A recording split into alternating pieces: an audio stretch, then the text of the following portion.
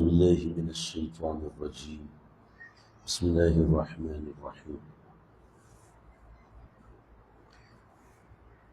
هو الذي أنزل السكينة في قلوب المؤمنين ليزدادوا إيمانا مع إيمانهم ولله جنود السماوات والأرض والله وكان الله عليما حكيما. سورہ فتح آیت نمبر 4. کچھ باتیں اس آیت کے بارے میں ذکر کر چکا، البتہ اس آیت کا پس منظر بڑا تفصیلی ہے، اس کو مختصراً سمجھ لیں۔ صلح حدیبیہ سے پہلے نبی علیہ السلام نے خواب دیکھا، اور آپ صلی اللہ علیہ وسلم ہمیشہ فجر کے وقت میں صحابہ کرام سے فرماتے من رأى منکم الرؤیا صالحہ اللیلۃ البارحہ، کہ رات میں کسی نے کوئی خواب دیکھا ہے تو بیان کرو۔ ایک رات کسی نے خواب نہیں دیکھا تھا تو آپ نے فرمایا میں نے خواب دیکھا ہے، اور خواب یہ دیکھا ہے کہ ہم لوگ حرم شریف پہنچے، احرام باندھے ہوئے ہیں، اور ہم نے عمرہ کیا اور سر مڈایا، جس خواب کا ذکر آگے سورہ فتح کے آخر میں آ رہا ہے۔ تو صحابہ کرام بڑے پرجوش ہوئے کہ ہم کعبۃ اللہ جائیں اور ہم جا کے عمرہ کریں۔ کعبۃ اللہ سے تعلق یہ اس وقت تک کہ انسان کا کچا ہوتا ہے جب تک انسان وہاں جاتا نہیں۔ جب انسان ایک دفعہ وہاں پر ہو کے آ جائے تو پھر تڑپ پڑ جاتی ہے، یہاں تک کہ ہفتہ 2 ہفتہ 3 ہفتہ تک وہ تڑپ رہتی ہے۔ اور وہ لوگ جو وہیں پہ پیدا ہوئے ان کا کعبۃ اللہ سے کیسا تعلق ہوگا آپ سمجھ سکتے ہیں کہ ہر بندہ جب بھی کہیں جاتا تھا واپس سب سے پہلے کعبۃ اللہ میں آتا، طواف کرتا تھا۔ میں اپنے گھر والوں سے بعد میں ملتا تھا، پہلے کعبۃ اللہ جاتا تھا، یعنی ایسا گہرا تعلق کعبۃ اللہ سے تھا۔ اکثر و بیشتر اہل مکہ سوتے بھی کعبۃ اللہ میں تھے، گھر میں نہیں سوتے تھے، سوتے بھی کعبۃ اللہ کے صحن میں تھے۔ مشہور واقعہ جو عبد المطلب سے کا منقول ہے، آپ کے دادا کا، کہ زمزم کا کنواں دیکھا تو وہ کعبۃ اللہ میں سوئے ہوئے تھے۔ تو کعبۃ اللہ سے بڑا گہرا تعلق ہوا کرتا تھا، تو ایک جوش کو بڑھا کے چلے، مگر یہ چلنا ایسے ہی نہیں تھا، بلکہ یہ پورا خطروں سے بھرا ہوا تھا۔ وجہ اس کی یہ تھی کہ چند ماہ پہلے، صرف چند مہینے پہلے، کفار مکہ نے پورے عرب کو اکٹھا کر کے مدینے پہ حملہ کیا تھا، اور مسلمانوں میں طاقت نہیں تھی کہ ان کا مقابلہ کرتے، چنانچہ خندق کھود لی، اور خندق کھود کر خود کو محفوظ کیا، مدینے سے باہر بھی نہیں نکلے۔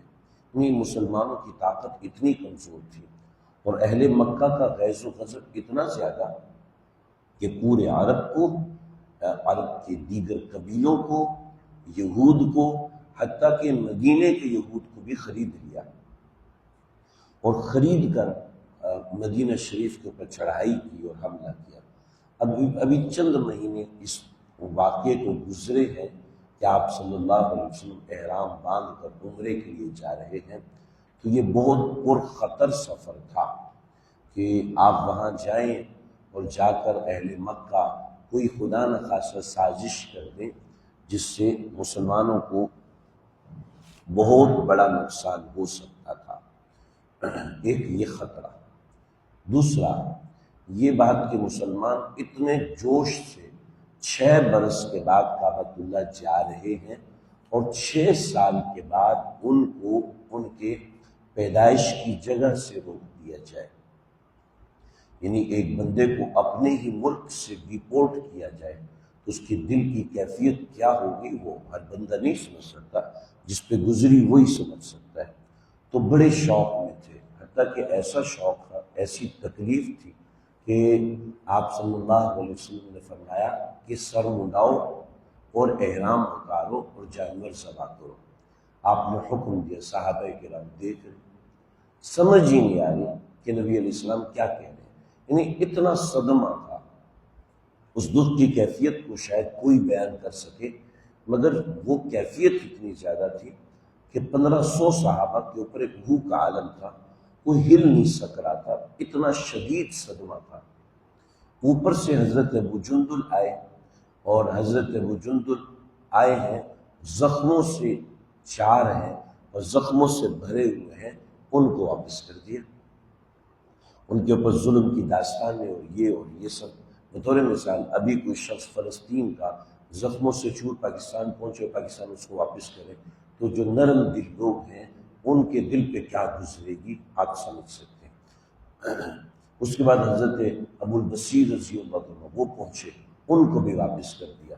اللہ کے نبی نے منت بھی کی کہ اس ایک بندے کو میرے لیے چھوڑ دو، حضرت ابو جندل کے لیے۔ تو سامنے والا عروہ بن مسعود الثقفی کہنے لگے نہ، اس بندے کو نہیں چھوڑ سکتے ہم، کہ اگر آپ چھوڑیں گے تو معاہدے کی خلاف ورزی ہوگی، حالانکہ معاہدہ بھی لکھا نہیں گیا تھا، زمانی طے ہو گیا تھا۔ تو یہ مسلمانوں پہ شوق کی کیفیت تھی۔ تو پھر اللہ رب العزت نے مسلمانوں کے دل کو ٹھنڈا کیا، وہ اس طریقے سے کہ آپ صلی اللہ علیہ وسلم کو غصہ آیا اور آپ اندر چلے گئے۔ حضرت ام سلمہ بیٹھی ہوئی تھی، تو آپ سے کہنے لگی آپ غصے میں کیوں ہیں؟ تو کہنے لگے کہ سارے نافرمان ہیں۔ آپ نے فرمایا کہ نافرمان ہے، میری بات نہیں مان رہے۔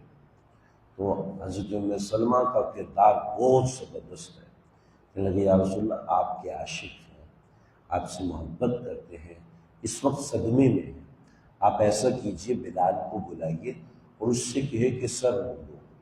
چنانچہ حضرت بلال کو بلایا اور حضرت بلال نے سر موڑنا شروع کیا۔ تب صحابہ کو سمجھ میں کہ یہ کیا ہوا، سب نے سر موڑنا شروع کر دیا، ہدی کے جانور بھیجنا شروع کر دیے۔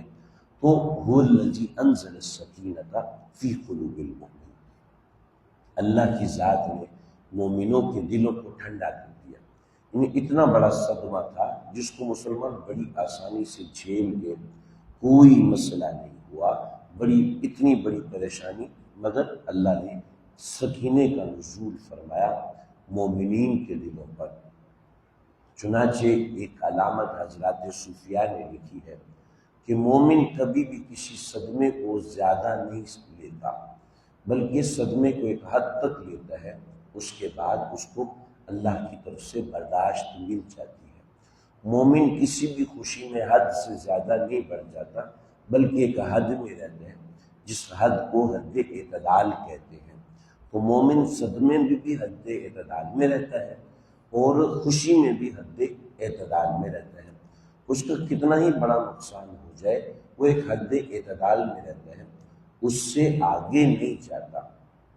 اور جو فاسق ہوتا ہے وہ صدمے کو سر پہ زیادہ لے لیتا ہے اور اس صدمے میں بہت زیادہ، حد سے زیادہ مبتلا ہو جاتا ہے۔ یہ وجہ ہے کہ اس کے اوپر انزال سکینہ نہیں ہوتا۔ مومن کا قلب ایسا ہوتا ہے کہ بڑے سے بڑا صدمہ ہو وہ بڑی آسانی کے ساتھ اس کو جھیل جاتا ہے، کہ اللہ اس کو صبر اور برداشت دیتے ہیں۔ ہمارے حضرت والا حضرت مولانا شاہ حکیم محمد اختر صاحب رحمۃ اللہ تعالی علیہ، حضرت کے خادم تھے حضرت میر عشرت جمیل صاحب۔ حضرت نے 48 سال بڑی حضرت کے ساتھ گزارے، اور ایسا تھا کہ ایک جذب کا عالم تھا، اپنی شادی بھی نہیں کی، کسی کام سے باہر بھی نہیں جاتے تھے، اور سب کچھ چھوڑ کے حکیم اختر صاحب کے ساتھ رہتے تھے، اپنا سب کچھ گھر اور ایچ اینڈ ایوری تھنگ چھوڑ دی۔ یعنی ایسا عشق اور والہانہ محبت تھی۔ تو فرماتے ہیں کہ اگر حضرت کو کچھ ہو گیا تو میرا جنازہ پہلے نکلے گا۔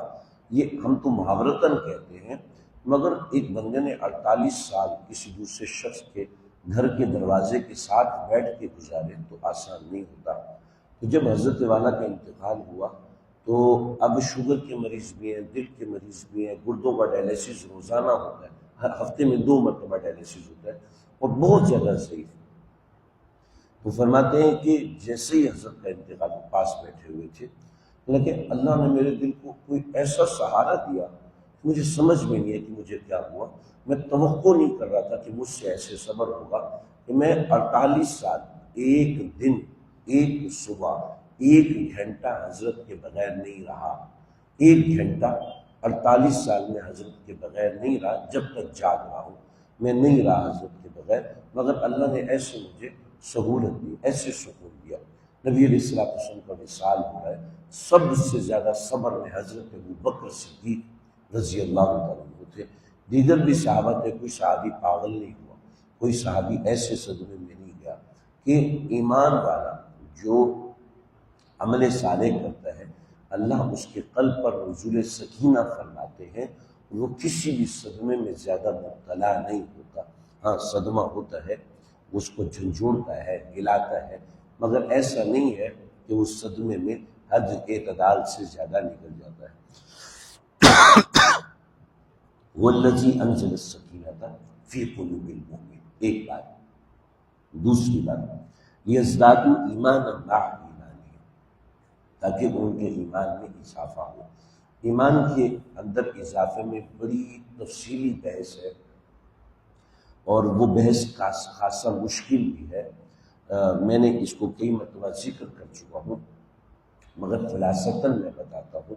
خلاصہ یہ ہے کہ ابتدا سے لے کے آج تک دو قسم کے گروہ علماء کے رہے ہیں۔ بعضے کہتے ہیں ایمان ایک جگہ پر جمع رہتا ہے، بعضے کہتے ہیں نہیں، ایمان ایک جگہ جمع نہیں رہتا بلکہ اس میں اضافہ ہوتا رہتا ہے۔ اس کا خلاصہ ان دونوں باتوں کا یہ ہے کہ ایمان قانونی ایک ہے، بس اللہ ایک ہے، رسول اللہ صلی اللہ علیہ وسلم آخری پیغمبر ہے، آمنت باللہ و ملائکتہ و رسلہ و جبریل و میکال، مختلف قسم کی جو ایمان مفصل اور ایمان مجمل ہے، وہ سب کے سب جو ایمان وہ ایک ایمان، فرشتوں پر ایمان، کتابوں پر ایمان، رسولوں پر ایمان، قیامت پر ایمان، والقدر خیرہ و شرہ من اللہ تعالی والبعث بعد الموت، یہ ایمان مجمل ہے، ایک ایمان ہے بس۔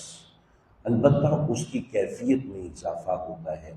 جب آپ قیامت کو سنتے ہیں تو ایمان کی کیفیت میں اضافہ ہوتا ہے، صحابہ کے واقعات سنتے ہیں تو ایمان کی کیفیت میں اضافہ ہوتا ہے، نبی علیہ السلام کی زندگی کے معجزات سنتے ہیں، ایمان کی کیفیت میں اضافہ ہوتا ہے، آپ سے محبت میں اضافہ ہوتا ہے، اللہ سے تعلق میں اضافہ ہوتا ہے۔ اٹھ جاتے ہیں نہیں سنتے تو وہ ختم ہو جاتا ہے، تو یہ کیفیت ہے۔ تو ایمان کی کیفیت بڑھتی کم رہتی ہے، ایمان اپنی جگہ پر اسٹیل ہوتا ہے۔ تو لیزدادوا ایمانا مع ایمانہم، ایمان بڑھتا رہتا ہے، کم ہوتا رہتا ہے، مطلب ایمان کی کیفیت بڑھتی رہتی ہے۔ چنانچہ اللہ تعالیٰ اہل ایمان کو ایمان کی کیفیت دیتے ہیں، کبھی لے لیتے ہیں، کبھی دیتے ہیں، کبھی نماز میں بڑا مزہ آتا ہے، کبھی نہیں آتا، کبھی پڑھنے کا دل نہیں کرتا، کبھی تلاوت میں مزہ آتا ہے، کبھی پڑھنے کا دل نہیں کرتا، کبھی قرآن کھولنے کا دل نہیں کرتا، کبھی جی چاہتا ہے روزہ رکھ لو، اور کبھی رمضان میں روزہ رکھنے کا جی نہیں کرتا۔ کیفیت ہے، کیفیت کم ہوتی ہے، زیادہ ہوتی ہے، اللہ کی طرف سے ہوتا ہے۔ جب زیادہ ہوتی ہے تو اس کیفیت کے مختلف نام ہیں، ان کیفیات میں سے ایک کیفیت کا نام ہے بسط، اور جب کیفیت کم ہوتی ہے تو کیفیات کے مختلف نام ہیں، ایک نام ہے قبض۔ تو اللہ کبھی ایمان کو قبض کرتے ہیں، کبھی بسط کرتے ہیں، کبھی قبض کرتے ہیں، کبھی بسط کرتے ہیں۔ جیسے دل دھڑکتا ہے تو کبھی خون کو کھینچتا ہے اور کبھی پھینکتا ہے، ایسے ایمان کبھی سینکرونائز ہو جاتا ہے، اور کبھی انسان کی کیفیت، ایمان کی کیفیت میں اضافہ ہو جاتا ہے۔ مومن کے ایمان کی کیفیت میں اللہ اضافہ فرماتے ہیں جب مقابلے کا وقت آتا ہے، جب اہل کفر سے مقابلے کا وقت آتا ہے، اس وقت ایمان کی کیفیت میں اضافہ ہوتا ہے۔ جب انسان کے اوپر مجاہدہ آتا ہے، تکلیف آتی ہے، اس وقت ایمان کی کیفیت میں اضافہ ہوتا ہے۔ یہ مومن کا ایمان ہے۔ وَلِلَّهِ جُنُودُ السَّمَاوَاتِ وَالْأَرْضِ، تیسری بات کہ مومنین یہ نہ سمجھے کہ ہمارے ذریعے سے دین چلتا ہے، مومن یہ نہ سمجھے کہ میرے ذریعے سے ہی اللہ کی عبادت ہوتی ہے۔ وَلِلَّهِ جُنُودُ السَّمَاوَاتِ، اللہ کے لشکر ہیں آسمانوں میں زمینوں میں بھرے ہوئے، تم یہ نہ سمجھنا کہ تمہارے ذریعے سے۔ چنانچہ پہلے صحابہ کرام، اس کے بعد دیگر اہل ایمان، اور پھر کرتے کرتے ہم لوگ ہیں کہ نبی علیہ السلام کی حفاظت، آپ کی حفاظت سے لے کے دین کی حفاظت، اور پھر دین کی حفاظت سے لے کے آج تک کا زمانہ، مومنین یہ نہ سمجھے کہ ہم کر رہے ہیں، بلکہ اللہ کرواتے ہیں۔ میں نہیں کروں گا تو کوئی اور کرے گا، اللہ کسی اور سے لیں گے۔ وَكَانَ اللَّهُ عَلِيمًا حَكِيمًا، اللہ کا علم کامل ہے، اللہ کی حکمت کامل ہے۔ تو یہ ہے۔ پھر اس کے بعد آگے مومنین سے براہ راست خطاب ہے، لیدخل المؤمنین والمؤمنات جنات تجری من تحتها الانہار، اس کا ذکر آئندہ اللہ تعالیٰ سمجھنے